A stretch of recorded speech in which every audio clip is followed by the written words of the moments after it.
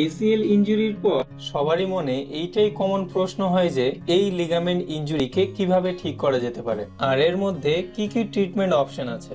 বন্ধুগণ, আমি doctor Nagendra Prasad, sports injury and arthroscopy surgeon. আজকে আমি এই বিষয়ে কথা বলবো যে আপনার এসিএল ইনজুরিকে আপনি কিভাবে ঠিক করতে পারবেন। শেষ পর্যন্ত ভিডিওটি দেখতে থাকুন এবং আমাদের চ্যানেলটিকে সাবস্ক্রাইব করুন।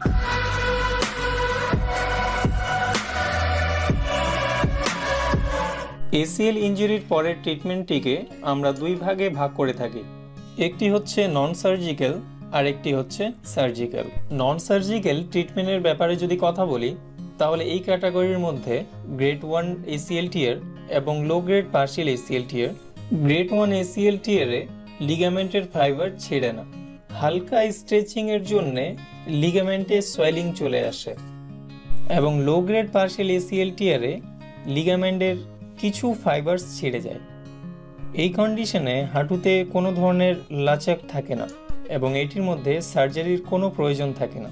এটিকে ঠিক করার জন্যে আঘাতের কিছুক্ষণ পরেই আইস প্যাক লাগানো জরুরি। রেস্ট নেওয়া চাই। পুরোপুরি ঠিক হওয়া পর্যন্ত আপনাকে খেলাধুলার থেকে দূরত্ব রাখতে হবে। এর সাথে সাথে হাঁটুর আশেপাশের মাসেলকে মজবুত করার জন্য ফিজিওথেরাপি করাটাও প্রয়োজন। এই সবগুলোকে যদি ভালোভাবে আপনি ফলো করেন তাহলে আপনি আগের মতো হয়ে যাবেন। এবং দ্বিতীয়টি হচ্ছে সার্জিক্যাল মেথড। এই ক্যাটাগরির মধ্যে আসে হাই গ্রেড পার্শিয়াল এসিএল টিয়ার এবং কমপ্লিট এসিএল টিয়ার।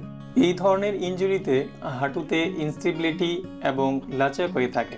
আপনার লিগামেন্ট কতখানি ছিঁড়েছে, কোথা থেকে ছিঁড়েছে এবং আঘাত কত পুরনো, এই সব কথা মাথায় রেখে আপনার জন্য কোনটি অপারেশন ভালো হবে এই ডিসিশনটি নেওয়া হয়।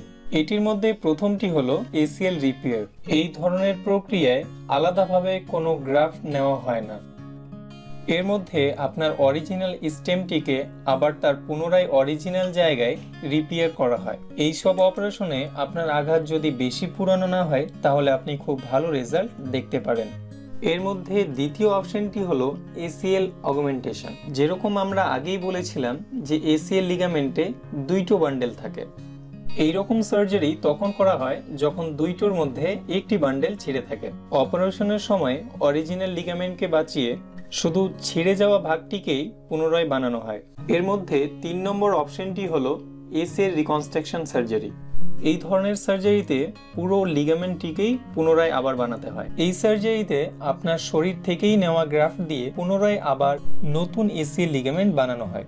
এসিএল রিকনস্ট্রাকশন সার্জারিতে অনেক ধরনের পদ্ধতি আছে। সাধারণত এসিএল সার্জারিকে দুই ধরনের করা যেতে পারে। প্রথমত হচ্ছে স্ক্রু সার্জারি, মানে কনভেনশনাল এসিএল সার্জারি, এবং দ্বিতীয়টি হচ্ছে all inside ACL reconstruction with fibre tape internal brace. দুটোরই ফায়দা এবং লোকসানের ব্যাপারে আমরা আগের ভিডিওতে আলোচনা করেছি, যেটির লিঙ্ক ভিডিওর ডিসক্রিপশনে দেওয়া রয়েছে।